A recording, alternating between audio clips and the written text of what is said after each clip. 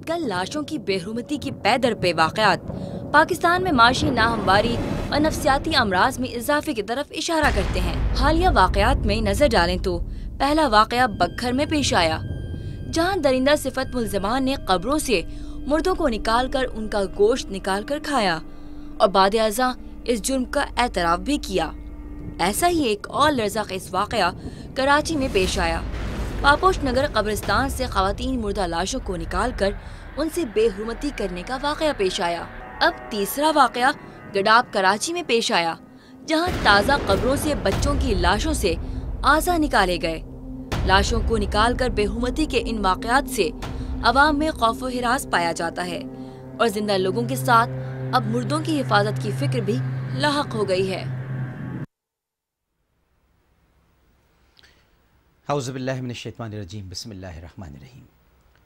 اللہم صلی علی سیدنا و مولانا محمد وعلی آلہ وصحبہ وبارک وسلم وصلی علیہ۔ السلام علیکم ناظرین، پروگرام عالم اور عالم کے ساتھ عامر لیاقت حسین حاضر خدمت ہے۔ ناظرین کرام، سیلاب، ڈینگی، وائرس، مہنگائی، بے روزگاری اور دہشت گردی جیسے مصائب میں دبے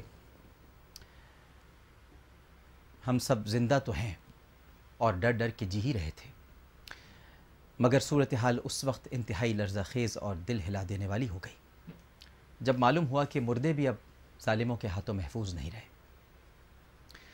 اب تو گھبرا کے یہ کہتے ہیں کہ مر جائیں گے، مر کے بھی چین نہ پایا تو کدھر جائیں گے۔ زندہ تو تھے ہی غیر محفوظ، اب مردوں کو بھی تحفظ حاصل نہیں رہا۔ آج سے چند ماہ قبل اس خبر نے لوگوں کو دہلا دیا تھا کہ پنجاب کے ضلع بھکر میں آدم خور انسانوں نے قبریں کھود کر مردوں کا گوشت کھانا شروع کر دیا ہے۔ میں نے اس وقت بھی اسی انسانیت سوز واقعے پر پروگرام میں گفتگو کی تھی اور اعلیٰ حکام سے ایسے اقدامات کرنے کی التجا کی تھی کہ آئندہ ایسے گھناؤنے واقعات پیش نہ آئیں، مگر افسوس کہ اس حوالے سے کوئی مؤثر قدم نہیں اٹھایا گیا، جس کے نتیجے میں ایسے درندوں کا حوصلہ یہاں تک بڑھ گیا کہ اب ملک کے سب سے بڑے شہر کراچی میں سنگ دلوں نے قبریں کھود کر مردوں کو نکالا اور ان کے ساتھ انتہائی قبیح اور مکروہ فعل کا ارتکاب کیا۔ خواتین کی میتوں کی بے حرمتی کی گئی اور معصوم بچوں کی میتوں کو غائب کر دیا گیا۔ یہ گنہونی کارروائیاں ناظرین کرام ویسے تو کافی عرصے سے جاری تھیں، مگر لوگوں کے علم میں نہیں تھیں۔ بارشوں کے بعد سے لوگ قبرستان نہیں گئے تھے، اس لیے کسی کے نوٹس میں یہ بات نہیں آئی۔ عید کے روز نماز عید ادا کرنے کے بعد جب لوگ روایت کے مطابق قبرستان گئے تو وہاں انسانی ہڈیاں بعض قبروں سے باہر نظر آئیں۔ ایسی 17 قبریں ہیں جن کی بے حرمتی کی گئی ہے، جبکہ 7 قبریں ایسی ہیں جن میں سے انسانی کھوپڑیاں اور کچھ دیگر اعضاء غائب تھے۔ کراچی میں قبروں کی بے حرمتی کا ناظرین کرام یہ 15 روز میں دوسرا واقعہ ہے۔ اس سے قبل بھی پولیس نے شہر کے قبرستان سے ایک گورکن کو گرفتار کیا تھا جس نے خواتین کی 30 کے قریب قبریں کھود کر بے حرمتی کرنے کا اعتراف کیا تھا۔ بہرحال واقعات اپنی جگہ پر ہیں، لیکن مجھے نبی کریم صلی اللہ علیہ وآلہ وسلم کے زمانہ اطہر کی ایک ایسی داستان یاد آ رہی ہے۔ ایک ایسا ہی شخص تھا ناظرین کرام، اور وہ بارگاہ رسالت مآب صلی اللہ علیہ وآلہ وسلم میں حاضر ہوا۔ اس نے آ کر التجا کی کہ یا رسول اللہ صلی اللہ علیہ وآلہ وسلم، اور یہ بات میں اس لیے کہہ رہا ہوں ناظرین کرام اور آپ کو بتا رہا ہوں کہ ہمارے یہاں اس موضوع پر پروگرامز تو بہت ہوئے، لیکن اس کا محور لان تان رہا، اس کا محور ظاہر ہے کہ اتنا دردناک واقعہ ہے کہ اس کا جو خبریت کا پہلو تھا اس کو زیادہ اجاگر کیا گیا، لیکن جو اسلامک پرسپیکٹیو ہے، جو دین کہتا ہے، وہ ظاہر ہے کہ اسٹڈی ہوگی تو پتہ چلے گا کہ دین کیا کہتا ہے۔ تو میں یہ واقعہ بتانا چاہتا ہوں تاکہ آئندہ جب بھی اس طرح کے پروگرامز ہوں تو یہ ضرور واقعہ کوٹ کیا جائے۔ اور اس شخص نے آ کر نبی کریم صلی اللہ علیہ وآلہ وسلم سے التجا کی کہ یا رسول اللہ صلی اللہ علیہ وآلہ وسلم، میں بہت گناہ گار ہوں، کیا میری معافی ہو جائے گی؟ سرکار اقدس صلی اللہ علیہ وآلہ وسلم نے ارشاد فرمایا، بے شک تیری معافی ہو جائے گی کیونکہ تو نے اسلام قبول کر لیا ہے۔ اس نے کہا کہ یا رسول اللہ صلی اللہ علیہ وآلہ وسلم، لیکن میرے گناہ بہت سیاہ ہیں، بہت گہرے ہیں، بہت کالے ہیں۔ آپ نے فرمایا کہ نہیں، تیری معافی ہو جائے گی۔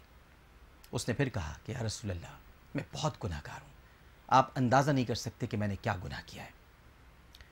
آپ نے ارشاد فرمایا، اور ایک طویل گفتگو ہے، مفہوم بیان کرتا ہوں، ایسا کوئی گناہ نہیں اے شخص کہ جو اسلام لانے کے بعد اللہ سبحانہ و تعالیٰ معاف نہ کر دے۔ اس نے کہا کہ یا رسول اللہ صلی اللہ علیہ وآلہ وسلم، میں آپ کو بتانا چاہتا ہوں کہ میں اسلام لانے سے قبل قبریں کھودا کرتا تھا، اور قبریں کھودنے کے بعد میں کفن چوری کرتا تھا۔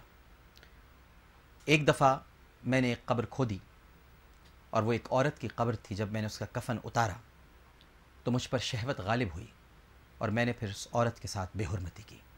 آپ فرمائیے کیا میرا یہ گناہ معاف ہو جائے گا؟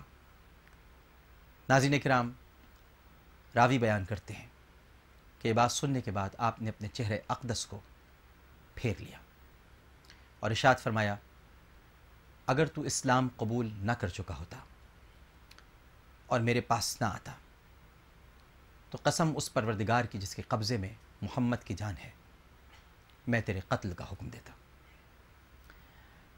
یہاں نبی کریم صلی اللہ علیہ وآلہ وسلم نے ایک کلیہ، ایک قانون واضح کر دیا ہے کہ ایسے شخص کی کوئی معافی نہیں ہے، اور چونکہ بات اسلام کی قبولیت کے حوالے سے ہو رہی تھی، لہٰذا کانٹیکسٹ وہی تھا، اس میں جانے کی ہمیں ضرورت نہیں ہے، لیکن جرم کا جو آپ نے اس کے بارے میں جو سزا متعین فرمائی، ہمیں وہ جاننی چاہیے۔ اب ہو کیا رہا ہے ناظرین کرام؟ ہو یہ رہا ہے کہ شور شرابہ ہو رہا ہے، اس منحوس انسان کے سامنے جا کر پروگرامز کیے جا رہے ہیں، اس سے گفتگو کی جا رہی ہے، بہت زیادہ جذبات کا اظہار کیا جا رہا ہے، لیکن قومی اسمبلی میں کوئی قانون سازی نہیں ہو رہی۔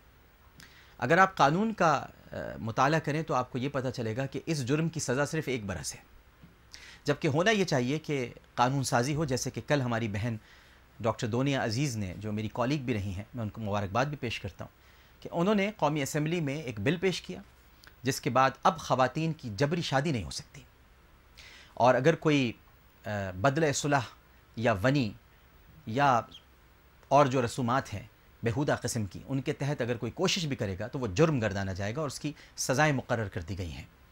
تو ایسے کام ہونے چاہیے جو ڈاکٹر دونیا عزیز نے کی ہیں، قانون سازی اسمبلی میں ہونی چاہیے۔ اور یہ جو جرم ہمارے سامنے آیا، اب یہ اس کے بہت سارے لوگ پہلو بیان کر رہے ہیں کہ وہ ذہنی مریض تھا۔ ارے بھائی، ذہنی مریض تھا تو ایسے ذہنی مریضوں کو معاشرے میں کھلا چھوڑنے کی اجازت تو نہیں ہونی چاہیے، ایسے لوگوں کو تو لٹکا دینا چاہیے، اور لٹکانے کے لیے بہت ضروری ہے کہ آپ کے پاس قانون سازی ہو۔ اب جب قانون سازی نہیں ہوگی تو وہ تو 1 سال میں چھوٹ جائے گا، جیسا کہ آپ نے دیکھا کہ جو قبروں سے ہڈیاں چوری کر رہے تھے ان کی عدالت نے ضمانت منظور کر لی، وہ باہر آ گئے۔ اسی طرح سے بچوں کی لاشوں کو جس طرح نکالا گیا ہے، ان کے اعضاء فروخت کیے گئے ہیں، کوئی قانون نہیں ہے۔ قانون ہمیں بنانا پڑے گا، اور قانون چیخ پکار سے یا آواز کو بلند کرنے سے نہیں بنتے، تھانوں میں جا کر گفتگو کرنے سے یا پروگرام کی ریٹنگز بڑھانے سے نہیں بنتے۔ قانون بنتے ہیں کہ ہم سب کا یہ فرض بنتا ہے، یعنی میں ایک پروگرام کرتا ہوں اور جو دیگر میرے کولیگز ہیں وہ پروگرام کرتے ہیں، سب ماشاءاللہ بہت اچھے پروگرامز کرتے ہیں، ہم سب کا یہ فرض بنتا ہے کہ ہم ایک پریشر گروپ بنائیں، اور پریشر گروپ یہ ہونا چاہیے کہ ہم جو عوامی نمائندگی کے دعوے دار ہیں ان پر یہ دباؤ ڈالیں اپنے پروگرامز کے ذریعے کہ وہ اسمبلی میں موجود رہ کر قانون سازی کریں، تاکہ ایسے چہروں کو بے نقاب کرنے کے ساتھ ساتھ انہیں کڑی سے کڑی سزا دی جائے۔